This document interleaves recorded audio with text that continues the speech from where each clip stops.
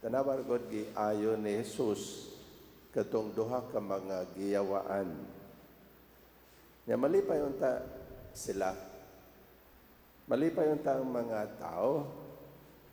Pasalamatan unta nila siya. Hawiran gani unta. Apan unsa ilang gihimo?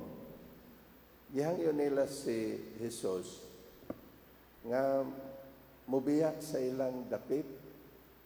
Gihingin nila siya.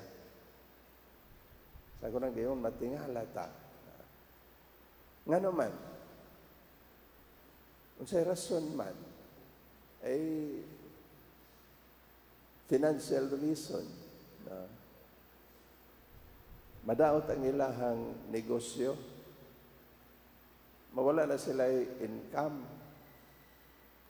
Katubang nagbuhi og mga baboy ba? Pilde sila. Kung magpabilin pa sa Jesus. Gipalabi nila ang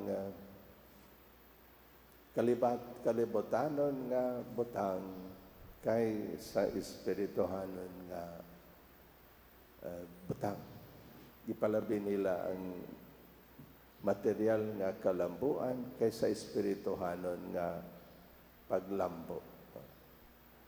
Di ba pareha sa uban nato? Pareho sa uban nato nga mga igsuon.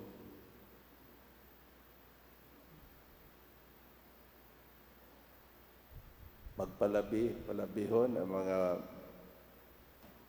butang material, butang kalibutanon, kaysa mga butang langit nun, butang nga espirituhanon.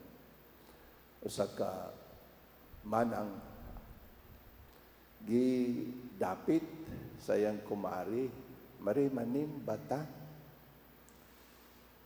Ingon si manang, pasensya ra mariha, kay manginabuhi sa ko aron pod ko mabuhi.